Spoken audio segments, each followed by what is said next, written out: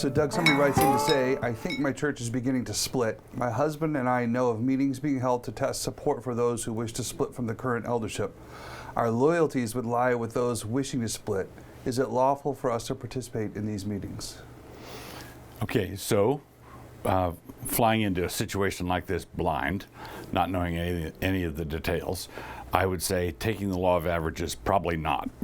Okay. Okay, it's if you're having secret meetings about dividing from the eldership, that doesn't have a good look just on the face of it. Although I could construct a situation where it would be lawful, it'd be lawful and appropriate. Okay.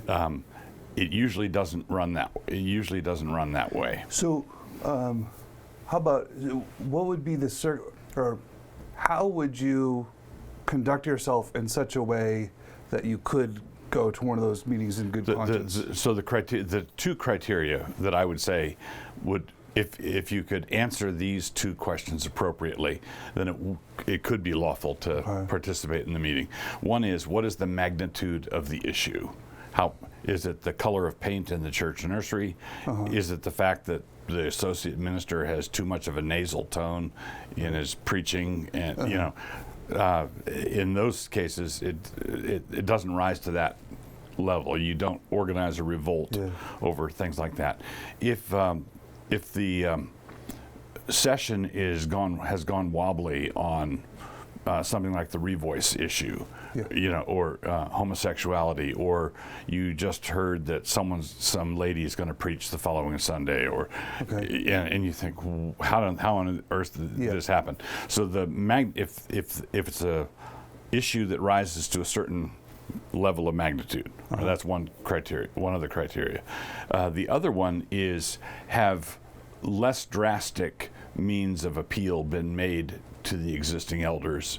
If they have, and they just clam up and they say, you know, we're the religious professionals, don't bother us.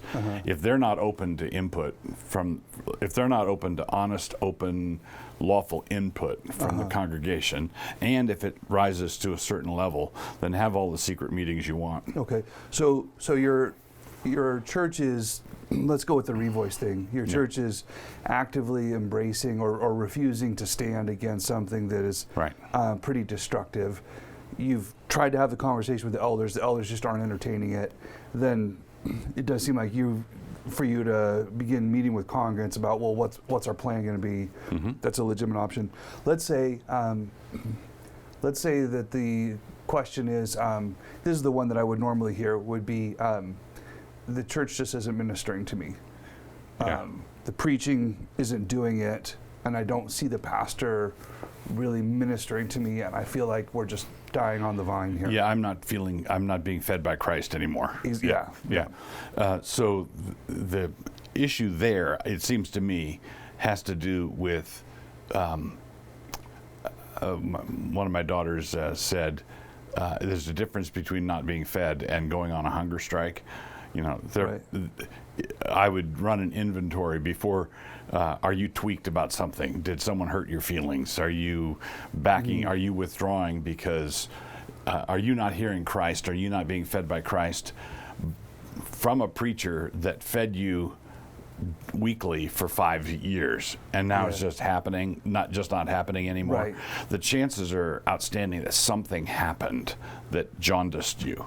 Okay.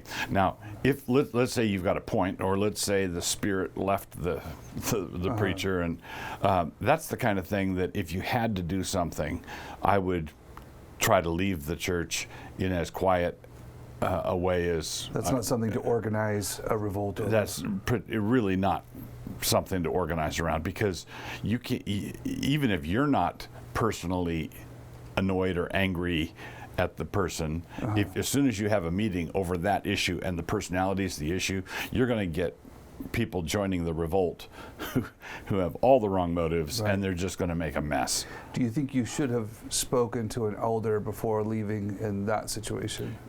Yes, I believe that you should leave like a Christian.